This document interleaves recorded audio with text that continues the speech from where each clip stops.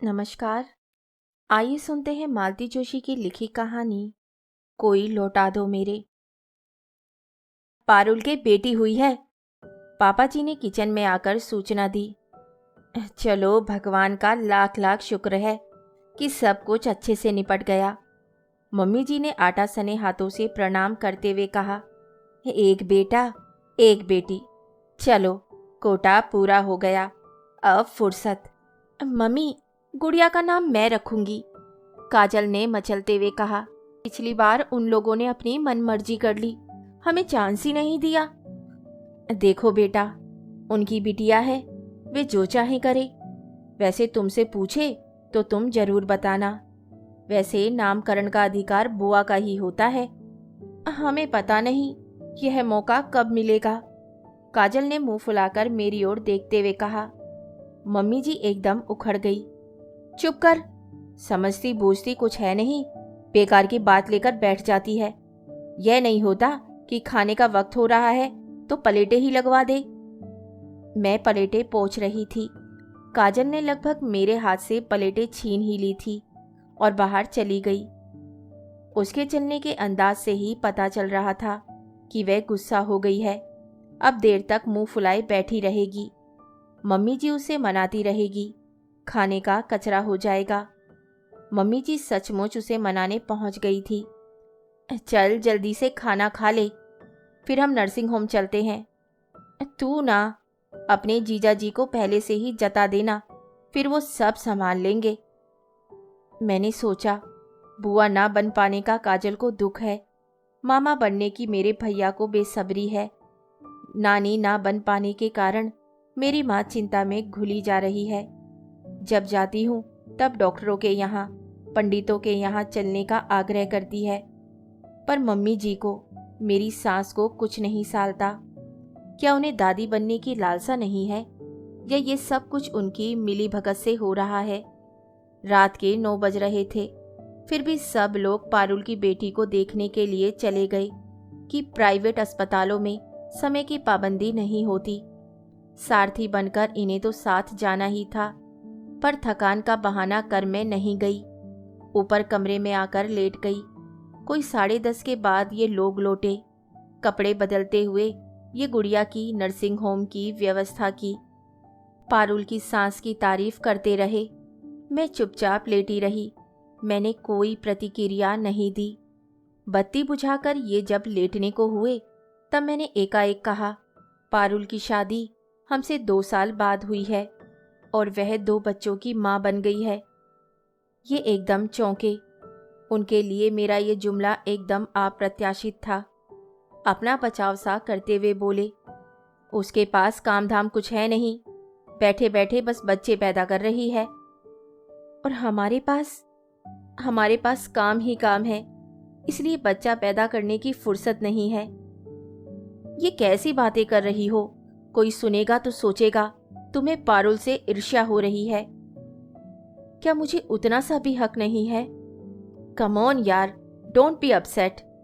हम लोगों ने एक निर्णय लिया है। हम लोगों ने नहीं, आपने, या शायद आपके घर वालों ने भी। पहले मकान की किस्तें चुकाने की बात थी, फिर पारुल की शादी का लोन आ गया, और अब शायद काजल की शादी की प्लानिंग होगी। मुझे बताइए, हम अपनी जिंदगी कब जिएंगे? क्यों, हम लोग अच्छी खासी जिंदगी जी तो रहे हैं। एक बच्चा ही तो नहीं है, बाकी क्या दुख है तुम्हें? वाह, क्या जिंदगी है। इस कमरे में सिमट कर रह गई हूं मैं। इसके बाहर मेरी कोई दुनिया ही नहीं है। रसोई में तुम्हारी माँ का एकाधिकार है। अपनी पसंद की चाय भी बनाने जाती हूँ तो वहां जैसे भूचाल आ जाता है। ड्राइंग रूम पर पापा जी का कब्जा है। किसी को बुलाएं भी तो कहाँ बिठाएं समझ में नहीं आता, और जब किसी को बुला नहीं सकते तो किसी के घर जाते भी नहीं हैं। संकोच होता है। हम लोग पिक्चर नहीं जा सकते क्योंकि घर में कुंवारी बहनें हैं, उन्हें हर पिक्चर में साथ नहीं ले जा सकते, और अकेले जाना तो महापाप होगा। मैं अपने लिए एक रुमाल तक नहीं खरीद सकती। घर में बराबरी की नंदे हैं, जो कुछ भी खरीदना है सबके लिए खरीदना होगा। हम कहीं घूमने नहीं जा सकते क्योंकि घर का बजट बिगड़ता है। घर से दफ्तर और दफ्तर से घर, बस यही जिंदगी रह गई है। कसम से बोर हो गई हूं मैं। कम से कम एक बच्चा ही तो दे दो, कुछ तो मोनोटोन टूटे। यह तुम्हें क्या हो गया है आज? You are making me feel guilty. Really? ये एक ही शब्द मैंने कुछ इस अंदाज से कहा कि वे तिल मिला गए, एकदम उठकर बैठ गए और निर्णायक स्वर में बोले, तुम मेरा मजाक बना रही हो ना? ठीक है, तो कान खोलकर सुन लो। काजल की शादी तक इस विषय पर कोई बात नहीं होगी। Okay, now good night. Good night कहकर उन्होंने तो करवट बदल ली, पर मैं सो नहीं सकी। मेरे लिए वे बड़ी ही बैड नाइट थी। पारुल के यहाँ बेटी का जश्न बड़ी धूमधाम से मनाया गया। बाकायदा कार्ड वगैरह बांटे गए। हम लोग भी ढेरों सामान के साथ वहां पहुंचे थे। रास्ते भर मम्मी पापा जी पारुल के सास ससुर का गुणगान करते रहे कि कितने सुलझे वे लोग हैं। बेटी का जन्मोत्सव भी उसी शान के साथ मना रहे हैं। काजल खुश थी कि जीजा जी ने उसका अनुरोध मान लिया है। गुड़िया के नामकरण का जिम्मा उसे ही सौंपा गया है। मैं पूरे रास्ते चुप थी, पर किसी ने भी मेरी चुप्पी को लक्ष्य नहीं किया। इस घर में मुझे इतनी अहमियत कभी दी ही नहीं गई। कभी कभी लगता है ये लोग मेरा अस्तित्व ही भूल गए हैं। उनके लिए तो मैं बस एक चलता फिरता एटीएम हूँ। पारुल का घर आंगन मेहमानों से भरा हुआ था। डीजे भी बज रहा था और ढोलक भी। सजी धजी पारुल गुड़िया को गोद में लिए बैठी थी। मैंने गुड़िया को गोद में लेना चाहा तो किसी ने अध बीच में ही उसे लपक लिया। गुड़िया रानी, नेक हमारे पास भी तो आओ। मैंने देखा वो पारुल की चाची सास थी। दोनों भाइयों के घर अगल बगल एक ही कंपाउंड में बने हुए थे। रोज का आना जाना था और ये ऐसे जता रही है जैसे बच्ची को पहली बार गोद में ले रही है। इस बात का मर्म तुरंत मेरी समझ में आ गया। मन एकदम खट्टा हो गया। उसके बाद मैं एक जगह जाकर जो बैठी तो उठी ही नहीं, पर वहां भी किसी ने मुझे चैन से बैठने नहीं दिया। तरह तरह के वाक्य मेरे कानों से टकराते रहे। कार्तिक, मामी से कहो हमारे साथ खेलने के लिए एक छोटा भाई जल्दी से लाए। अनु, तुम कब मिठाई खिला रही हो भाई? देखो, पारुल पीछे से जाकर आगे निकल गई। समधिन, अब आपके यहाँ भी बधावा बजना चाहिए। कब से इंतजार कर रहे हैं? पारुल की सास ने तो मम्मी जी को एकदम घेर ही लिया। अब बहन जी, अब अनु को सीरियसली इस बारे में सोचना चाहिए। 5 साल बहुत होते हैं। अरे भाई, हमने तो कई बार कहा कि हमारे हाथ पैर चल रहे हैं, तब तक 1-2 जितने करने हैं कर लो। 1-2 से ज़्यादा तो वैसे भी आजकल कोई करता नहीं है, पर हमारी कोई सुने तब ना। आप तो जानती हैं, बच्चे होते हैं तो आज़ादी में थोड़ा खलल पड़ता ही है। इतनी देर से लोग मुझे टोक रहे थे, कोंच रहे थे। मन एकदम लहूलुहान हो गया था, पर मम्मी जी की बात सुनकर तो मेरे तन बदन में आग ही लग गई। इतना झूठ भी कोई कैसे बोल सकता है?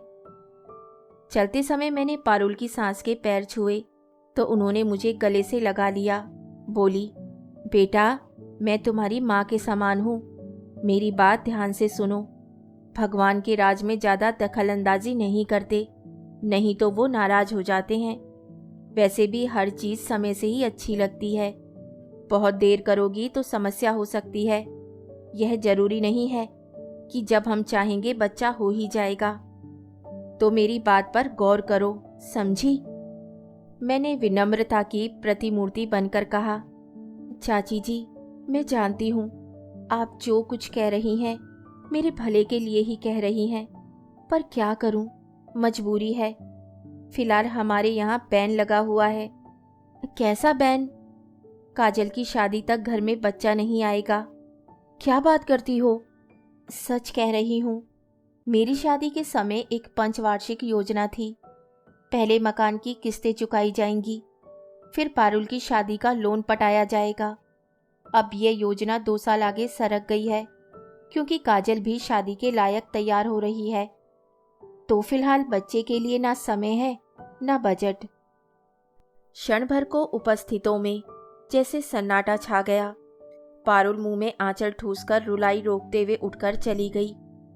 मेरा पूरा परिवार सकते में था। मम्मी पापा जी के चेहरे पर जैसे राख पुत गई थी। पापा जी गुस्से से थरथर कांप रहे थे। समधियाने का लिहाज करके ही चुप थे, वरना गदर मचा देते। मुझे लगा था लौटते हुए गाड़ी में ही बमबारी शुरू हो जाएगी, पर वैसा नहीं हुआ। सब चुप थे। शायद इन्होंने हिदायत दे रखी होगी। घर पहुंचकर महाभारत होना निश्चित था, इसलिए मैंने सीधे अपने कमरे का रुख किया। कपड़े बदलकर बिस्तर में दुबक गई। ये कमरे में आए तब एकदम भरे हुए थे। नीचे काफ़ी फायरिंग झेल कर आए थे। अब सब कुछ मुझ पर खाली करना चाह रहे थे। तुम 2 मिनट चुप नहीं रह सकती थी? हर बात का जवाब देना क्या जरूरी था? 2 मिनट? मैं पूरे 2 घंटे वहां चुपचाप बैठी लोगों की ऊल जलूल बातें सुनती रही थी, ताने तिशने झेल रही थी, पर मैंने किसी को भी पलटकर जवाब नहीं दिया। पर जब मम्मी जी ने खुद मुझ पर आरोप लगाना शुरू किया तो मुझे अपना बचाव तो करना ही था ना। ऐसा क्या कह दिया था मम्मी ने? आपने सुना नहीं था? वे बोली कि हम तो बार बार कह रहे हैं कि अब एक आध बच्चा हो जाने दो, पर वो तैयार नहीं होती। बच्चों से आज़ादी में खलल जो पड़ता है। बस ये हिपोक्रेसी मुझसे बर्दाश्त नहीं हुई। हिपोक्रेसी? तुमने मेरी माँ को हिपोक्रेट कहा? तुम्हारी ये मजाल। और उनका हाथ एकदम उठ गया। पता नहीं कैसे मैंने इस प्रतिक्रिया को भांप लिया था, इसलिए मैं बिल्कुल तैयार थी। मैंने उनका हाथ हवा में ही थाम लिया। अपनी दोनों मुट्ठियों में मैंने उनकी कलाई कसकर पकड़ ली और कसेले स्वर में कहा, बस इतनी ही मर्दानगी शेष रह गई है। बीवी की कमाई खाने वाले को इतना ताव शोभा नहीं देता। उनकी आंखें गुस्से में फट पड़ने को हुई। दांत पीसकर बोले, मैं तुम्हारा खून पी जाऊंगा। बाय ऑल मीन्स, मैंने शांति से कहा। अगर कुछ बाकी बचा हो तो खुशी से पी लेना। वैसे 5 सालों में आप लोगों ने मुझे पूरा ही निचोड़ लिया है। उनके तेवर एकाएक ढीले पड़ गए। आवेश ठंडा पड़ गया। कुर्राकर बोले, अपनी नौकरी पर बहुत नाज है ना तुम्हें? कल से घर बैठो। तुम्हारे इस घर में आने से पहले भी हम जी रहे थे, आगे भी जी लेंगे। मैंने कोई जवाब नहीं दिया। एक झटके से उनका हाथ छोड़कर आराम कुर्सी में जाकर धंस गई। उनका तो पता नहीं, पर मैंने पूरी रात आंखों में ही काट दी थी। उसी आराम कुर्सी पर। रात क्या थी? काल रात्रि थी, किसी तरह कट ही नहीं रही थी। आधी रात के बाद धीरे से उठकर मैंने अपना एयरबैग निकाला। उसमें जरूरी कपड़े और पैसे रखे और सुबह की प्रतीक्षा करती रही। सुबह जैसे ही नीचे का गेट खड़का, मैं समझ गई कि मम्मी पापा जी घूमने निकल गए हैं। मैं धीरे से नीचे उतरी, गेट खोलकर सड़क पर आ गई। कॉर्नर पर एक रिक्शा मिला, उस पर बैठकर सीधे स्टेशन की राह ली। रास्ते भर मेरा मोबाइल रुक रुक कर बजता रहा। मैं फौरन काट देती थी। थोड़ी देर बाद फिर बज उठता। उकताकर मैंने फिर स्विच ऑफ ही कर दिया और सो गई। अरसे बाद जनरल बोगी में सफ़र कर रही थी, पर रात भर की जगी हुई थी, इसलिए बैठे बैठे भी खूब अच्छे से नींद आ गई। उठी तो खूब फ्रेश लग रहा था। मैं सोच रही थी कि मुझे देखकर सब चौंक पड़ेंगे, पर ऐसा कुछ नहीं हुआ। मेरा आगमन शायद अपेक्षित था। पापा छूटते ही बोले, तुम घर से कहकर नहीं चली थी क्या? क्यों? सुबोध का 2-3 बार फोन आ चुका है, बहुत वरीड लग रहा था। पापा की बात पूरी भी नहीं हो पाई थी कि फोन की घंटी फिर बजी। शायद उसी का होगा। पापा बोले और उन्होंने फोन उठा लिया। हाँ आ गई है, बस अभी अभी घर में घुसी है। फिर उन्होंने मुझसे इशारे से पूछा कि बात करोगी, तो मैंने मना कर दिया। वे अभी बहुत थकी हुई है, थोड़ी देर बाद तुमसे बात कर लेगी, पापा ने कहा और फ़ोन रख दिया। तब तक माँ चाय ले आई थी। चाय पीकर मैं माँ के कमरे में ही जाकर लेट गई। ऐसी नींद लगी कि खाने के लिए माँ को जगाना पड़ा। खाने के टेबल पर सभी लोग मौजूद थे। भैया भाभी भी काम से लौट आए थे, पर मुझसे किसी ने कुछ नहीं पूछा। शायद माँ ने ताकीद कर दी होगी। सबने वातावरण को सहज बनाने की भरपूर कोशिश की। उनकी ये सदाशयता देखकर मेरा मन भर आया। मुझे नॉर्मल होने में 2 दिन लगे। फिर एक दिन दोपहर में एकांत पाकर मैंने माँ को सारी बात बताई। इनके हाथ उठाने की बात मैं फिर भी छिपा गई। कह देती तो शायद अपनी ही नज़रों में गिर जाती। फिर एक दिन पापा ने मुझे पास बिठाकर कहा, माँ ने मुझे सब कुछ बता दिया है, अब बताओ आगे क्या इरादा है। अभी कुछ नहीं सोचा है पापा, पर एक बात तय है, मैं वहाँ लौट कर नहीं जाऊंगी। तुम्हारी नौकरी ट्रांसफ़र करवा लूंगी, नहीं हुआ तो दूसरी ढूंढ लूंगी। इस बीच इनके फ़ोन आते रहे। एक बार मैंने ही उठा लिया था। बोले, आना चाहता हूँ। मैंने कह दिया, अपमान सहन करने की क्षमता हो तो आने का मन बनाना। उस दिन के बाद फिर फ़ोन आना बंद हो गया। इस विचित्र परिस्थिति में, अजीब सी मनस्थिति में दिन गुजर रहे थे। अड़ोसी पड़ोसियों को, नाते रिश्तेदारों को भनक पड़ गई थी। खुसर पुसर होने लगी थी।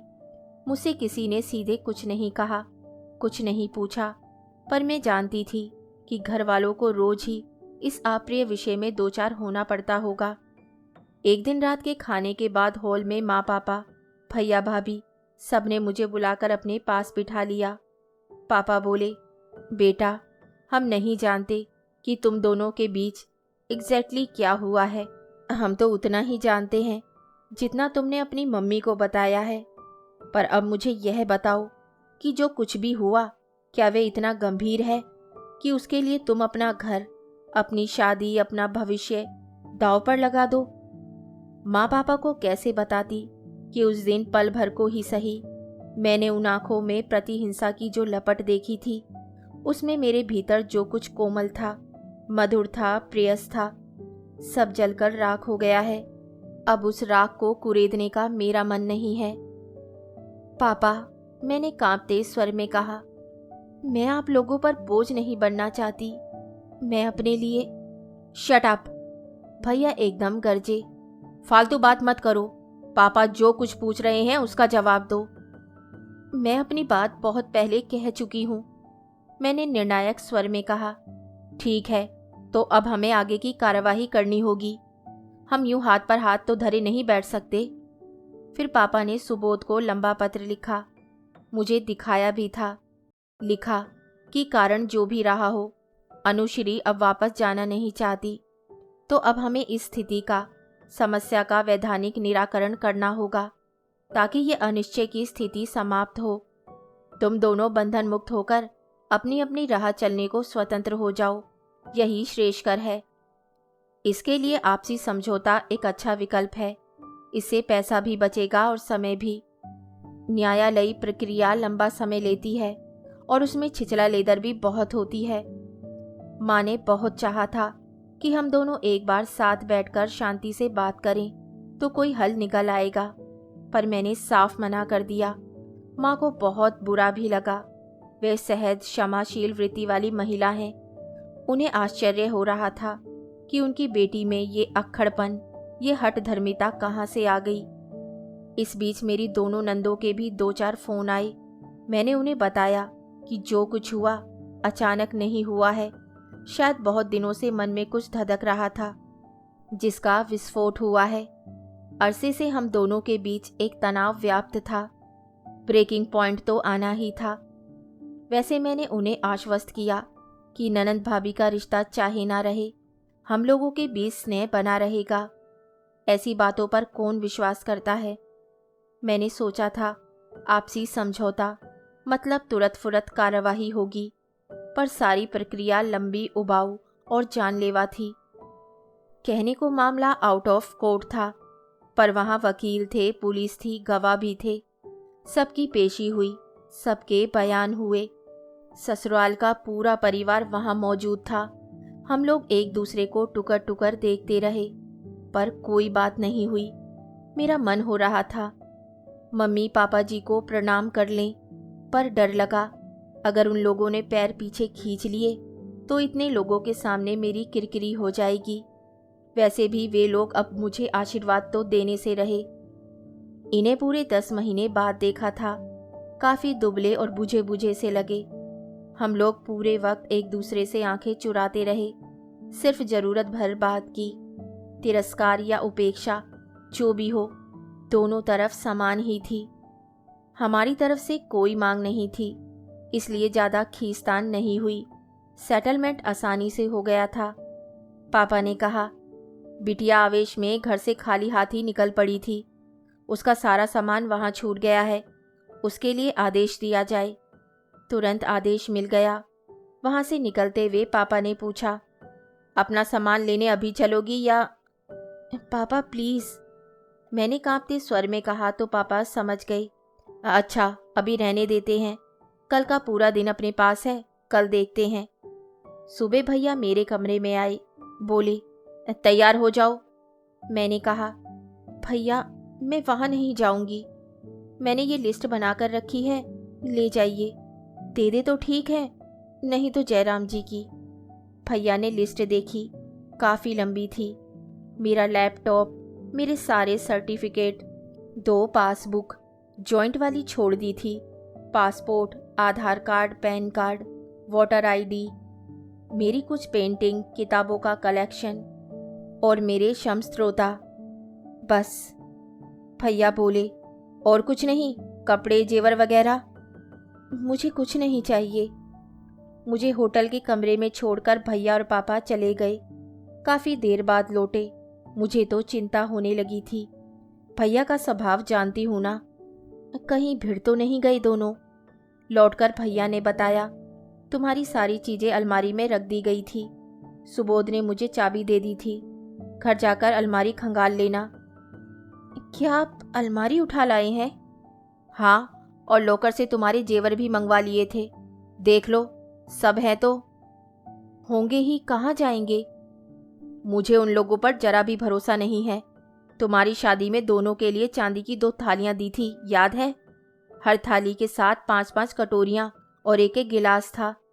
तो शादी के बाद कभी यूज़ किया था? नहीं, मौका ही नहीं आया। एक सेट पारुल की शादी में दूल्हे राजा को भेंट कर दिया गया। क्या बात कर रहे हैं? तुम्हें पता नहीं था? मैं जानता था। सुनकर मुझे तो आग लग गई। मैंने कहा, मुझे पारुल के घर ले चलिए, मैं अपना सामान ले लूँगा। फिर तुम्हारे ससुर एकदम गिड़गिड़ाने लगे। मेरे दुर्दांत ससुर गिड़गिड़ाने लगे? आश्चर्य से बोले, ऐसा गजब मत कीजिए। उन लोगों तक ये बात नहीं जानी चाहिए, नहीं तो इज्जत का कचरा हो जाएगा। बिटिया जिंदगी भर सिर नहीं उठा सकेगी। हम आपको इसी वजन का सेट बनवा कर दे देंगे या इसकी कीमत दे देंगे। फिर क्या? बिटिया का नाम सुनते ही पिताश्री पिघल गए। बोले, मैं किसी की बेटी का दुख नहीं देख सकता। ये सेट भी आप रख लीजिए। काजल की शादी में हमारी ओर से दूल्हे को नज़र कर दीजिए। ग्रेट पापा, मैंने मन ही मन कहा। फिर तो मुझे ऐसा ताव आया कि मैंने सारा सामान समेट लिया, सिर्फ पलंग और डाइनिंग टेबल छोड़ दिए। घर में जगह कहाँ है, भीड़ बढ़ाने से क्या फ़ायदा। तभी पापा कमरे में आए और बोले, अजय, ये टीवी ट्रक में ठीक से चला तो जाएगा ना, कि साथ में रख लें? मैंने खूब अच्छे से पैक करवा लिया है पापा, डोंट वरी। आप लोग टीवी भी ले आए हैं? मैंने पूछा। तुम्हारी चीज़ थी तो लाएंगे नहीं? मेरी चीज़ थी, पर मैंने एक बार भी उस टीवी में कोई प्रोग्राम नहीं देखा था। मेरी शादी से पहले ड्राइंग रूम में एक छोटा टीवी रखा रहता था। नए टीवी के आते ही छोटा हमारे कमरे में आ गया, बड़ा ड्राइंग रूम की दीवारों पर सज गया। श्रीमान जी बोले, अपने कमरे के हिसाब से वह बहुत बड़ा है। उसी टीवी के बिना ड्राइंग रूम की वह दीवार कितनी सोनी लग रही होगी। छोटा वाला शायद फिर नीचे आ गया होगा। चलो बेटा, ट्रक को रवाना कर दें, फिर अपनी तैयारी करते हैं, पापा ने कहा। आप लोग ट्रक लेकर आए हैं? तो इतना सामान क्या कंधे पर टांग कर ले आते? जरा खिड़की से झांक कर देखो तो कितना सामान है। मैंने देखा, होटल के गेट के पास एक मिनी ट्रक खड़ा था। उसमें फ्रिज, वॉशिंग मशीन, अलमारी, सोफ़ा सेट और पता नहीं क्या क्या भरा हुआ था। इतना सब सामान निकल जाने के बाद घर तो एकदम वीरान लग रहा होगा, मेरे दिल की तरह। और इतना सब सामान पापा रखेंगे कहाँ? एक कोने में फालतू पड़ा रहेगा, मेरी तरह। अच्छा बेटा, तुम अब अपनी तैयारी करो, हम ट्रक रवाना करके आते हैं। पापा पापा एकदम रुक गए, पीछे मुड़कर बोले, कहो बेटा। क्या? मुझे लगा तुमने मुझे आवाज़ दी थी। नहीं तो। साफ झूठ बोल गई मैं, मुझे भ्रम हुआ होगा।